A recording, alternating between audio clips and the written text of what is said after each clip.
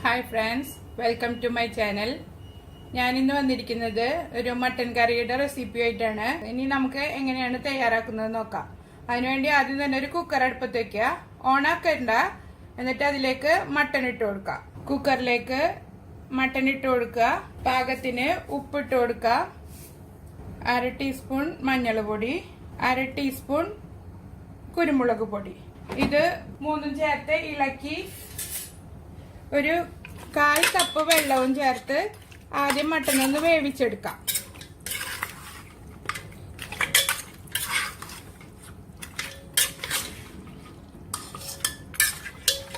കൈകൊണ്ട് നന്നായി തിരുമ്മിയെടുത്താലും മതി.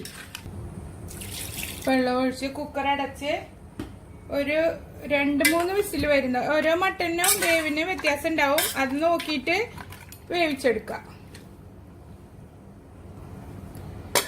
കുക്കർ അടച്ച് വേവിച്ചെടുക്കാം. ആദ്യത്തെ വിസിൽ വരുന്നവരെ നല്ല ഫ്ലെയിമിലിട്ടിട്ട് വേവിച്ചെടുക്കുക. അതിനുശേഷം ചെറിയ തീയിലിട്ടിട്ട് നമുക്കിത് വേവിച്ചെടുക്കാം. മട്ടൻ നന്നായി വെന്തിട്ടുണ്ട്. ഞാനിതിന്റെ സ്റ്റീമെല്ലാം പോയതിനു ശേഷം ഓപ്പൺ ചെയ്തിട്ടുണ്ട്. ഇതൊരു 4 വിസിൽ വേണ്ടി വന്നിട്ടുണ്ട് കേട്ടോ എനിക്കിത് വെന്ത് കിട്ടാന്. ഇനി ഇത് നമുക്ക് അപ്പുറത്തേക്ക് മാറ്റി വെച്ചിട്ട് ഇതിന് വേണ്ട മസാല റെഡിയാക്കി എടുക്കാം. അതിനു വേണ്ടി ഒരു പാൻ അടുപ്പത്ത് വെച്ച് ചൂടാക്കി എടുക്കാം. പാൻ നന്നായി ചൂടായിട്ടുണ്ട്. അതിലേക്കൊരു 3 ടേബിൾ സ്പൂൺ ഓയിൽ ഒഴിച്ചു കൊടുക്കാം. അതിലേക്കൊരു 4 ഗ്രാമ്പു,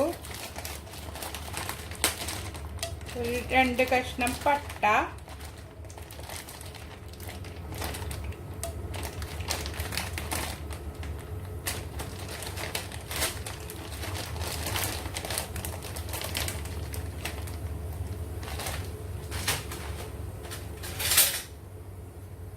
ചേർത്ത് ഒന്ന് മൂപ്പിച്ചെടുക്കാം. അതിലേക്കൊരു 4 വലിയ സവാള ചോപ്പ് ചെയ്തത് ചേർത്ത് കൊടുക്കാം. ഞാൻ ഇതിലേക്ക് ചോപ്പ് ചെയ്തിട്ടാണ് ചേർത്തിരിക്കുന്നത്. നിങ്ങൾക്ക് നല്ല പൊടി പോലെ അരിഞ്ഞ് ചേർക്കണമെങ്കിൽ അങ്ങനെയും ചേർത്ത് കൊടുക്കാം കേട്ടോ. ഇനി ഇത് നല്ല ഗോൾഡൻ കളർ ആവുന്നവരെ വഴറ്റിയെടുക്കാം. ഉള്ളി വാടാൻ ആവശ്യമായൊരു അല്പം ഉപ്പ് ചേർത്ത് കൊടുക്കാം. കാരണം നമ്മൾ മട്ടനിൽ ഓൾറെഡി ഉപ്പ് ചേർത്തിട്ടുള്ളത് കൊണ്ട് ഇതിലൊരു സ്വല്പം ചേർത്ത് കൊടുത്താൽ മതി. ഒരു തണ്ട് കറിവേപ്പില ഇട്ട് കൊടുക്കാം. 3 പച്ചമുളക് നെടുകെ കീറിയതും ഇട്ടിട്ട് ഒന്നുകൂടെ വഴറ്റിയെടുക്കാം. ഉള്ളി വാടി വന്നിട്ടുണ്ട്. അതിലേക്ക് മസാലപ്പൊടികൾ ഓരോന്നായിട്ട് ചേർത്ത് കൊടുക്കാം.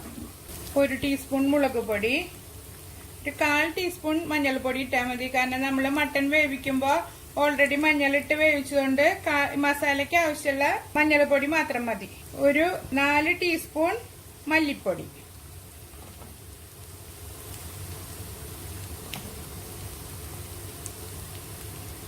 രണ്ട് ടീസ്പൂൺ ഗരം മസാലപ്പൊടി.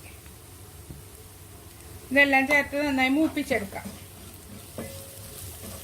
എരിവ് ഞാൻ എപ്പോഴും പറയുന്ന പോലെ നിങ്ങളുടെ എരിവിനനുസരിച്ച് കൂട്ടിയും കുറച്ചൊക്കെ ചേർക്കണം.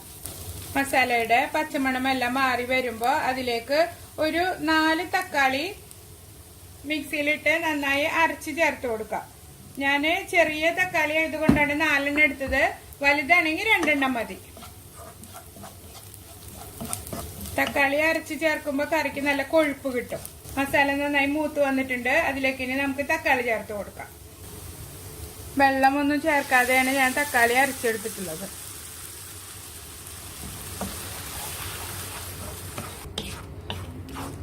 നന്നായി വഴറ്റിയെടുക്കാം. നമുക്ക് ഇതിലേക്കൊരു 1.5 table spoon ginger garlic paste ചേർത്ത് കൊടുക്കാം. ഇത് മസാല നമ്മൾ തക്കാളി അരച്ച് ചേർക്കണിട്ട് മുന്നേ ഇട്ട് കൊടുക്കണം കേട്ടോ. ഞാൻ മറന്നുപോയി, സോറി. ഇനി നന്നായി മൂപ്പിച്ചെടുക്കാം. തക്കാളി നന്നായി മൂത്ത് എണ്ണ തെളിഞ്ഞു വരുന്നവരെ നമുക്കിത് വഴറ്റിയെടുക്കണം. ഒരു 5 മിനിറ്റ്. മസാല നന്നായി മൂത്ത് വന്നിട്ടുണ്ട്. ഇനി ഇതിലേക്കൊരു 1/2 കപ്പ് വെള്ളം ഒഴിച്ചിട്ട് മൂടി വെച്ചിട്ട് കുറച്ച് നേരം കൂടി നമുക്ക് വേവിച്ചെടുക്കാം. ഞാൻ ടൊമാറ്റോ അരച്ചെടുത്ത മിക്സിയിൽ തന്നെ അല്പം വെള്ളം ഒഴിച്ചിട്ട് എടുത്തതാണ്.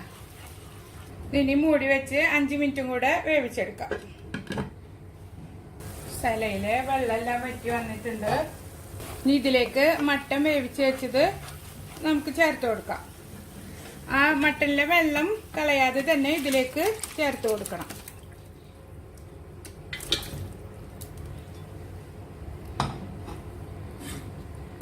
ഇത് ഞാൻ എപ്പോഴും പറയുന്ന പോലെ ഈസിയായി ഉണ്ടാക്കിയെടുക്കാന്ന് പറയുന്നില്ല. കാരണം നല്ല സമയമെടുത്ത് ഉണ്ടാക്കിയെടുത്താൽ തന്നെ ഈ കറി ടേസ്റ്റ് ഉണ്ടാവുള്ളൂ.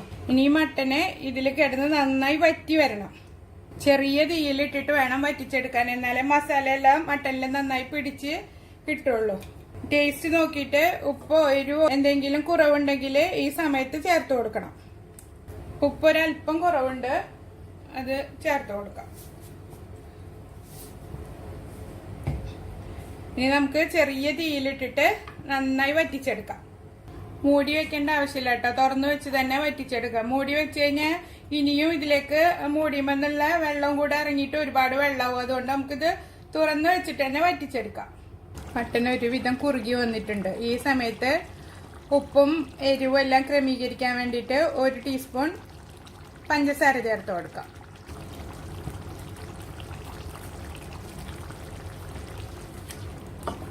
നിങ്ങൾക്ക് വരട്ടി എടുക്കണമെന്നുണ്ടെങ്കിൽ ഇത് മൊത്തം വെള്ളം നന്നായി വറ്റിച്ച് വരട്ടി എടുക്കാം കേട്ടോ. ഞാൻ വരട്ടി എടുക്കുന്നില്ല, റോസ്റ്റ് പോലെ ആക്കിയിട്ടാണ് എടുക്കുന്നത്. കാരണം ഞാനിത് റൈസിന്റെ കൂടെയാണ് സെർവ് ചെയ്യുന്നത്. കറി നന്നായി കുറുകി വന്നിട്ടുണ്ട്. ഇനി ഇത് മാറ്റി വെച്ചിട്ട് നമുക്കിതിലേക്ക് തേങ്ങാക്കൊത്തും ചുവന്നുള്ളിയും വറുത്തിടാം. അതിനുവേണ്ടി ഒരു ചെറിയൊരു പാൻ അടുപ്പത്ത് വെച്ചിട്ട് ചൂടാക്കിയെടുക്കാം. നന്നായി ചൂടായി വന്നിട്ടുണ്ട്. അതിലേക്ക് 2 ടീസ്പൂണ് നെയ്യ് ഒഴിച്ചു കൊടുക്കാം. നെയ്യ് നന്നായി ഉരുകി വന്നിട്ടുണ്ട്. അതിലേക്ക് തേങ്ങാക്കൊത്ത് അരിഞ്ഞത് ചേർത്ത് കൊടുക്കാം. ഒരു 1/4 കപ്പ് തേങ്ങാക്കൊത്ത്. ഇതൊന്ന് മൂത്ത് വരുമ്പോൾ ചുവന്നുള്ളി ചേർത്ത് കൊടുക്കാം. തേങ്ങാക്കൊത്ത് മൂത്ത് വന്നിട്ടുണ്ട്. അതിലേക്ക് ചുവന്നുള്ളി അരിഞ്ഞത് ചേർത്ത് കൊടുക്കാം. ചുവന്നുള്ളി ഞാൻ 1/4 കപ്പ് തന്നെയാണ് അരിഞ്ഞെടുത്തിരിക്കുന്നത്. തേങ്ങാക്കൊത്തും ചുവന്നുള്ളിയൊക്കെ നെയ്യിൽ മൂപ്പിച്ചിട്ട് കറിയിൽ ചേർത്ത് കൊടുക്കുമ്പോൾ ഒരു പ്രത്യേക ടേസ്റ്റാണ് കറിക്ക്. നിങ്ങൾ എൻ്റെ ചാനൽ ആദ്യമായിട്ടാണ് കാണുന്നതെങ്കിൽ സബ്സ്ക്രൈബ് ചെയ്യാൻ മറക്കരുത്. തൊട്ടടുത്തുള്ള ബെൽ ബട്ടണും ക്ലിക്ക് ചെയ്ത് വെക്കണം. അപ്പം ഇനി ഞാനിടുന്ന എല്ലാ വീഡിയോസിൻ്റെ നോട്ടിഫിക്കേഷനും നിങ്ങൾക്ക് ലഭിക്കും. തേങ്ങാക്കൊത്തും ചുവന്നുള്ളിയും നന്നായി മൂത്ത് വന്നിട്ടുണ്ട്. ഇനി ഇത് മട്ടൻ കറിയിലേക്ക് ഇട്ട് കൊടുക്കാം.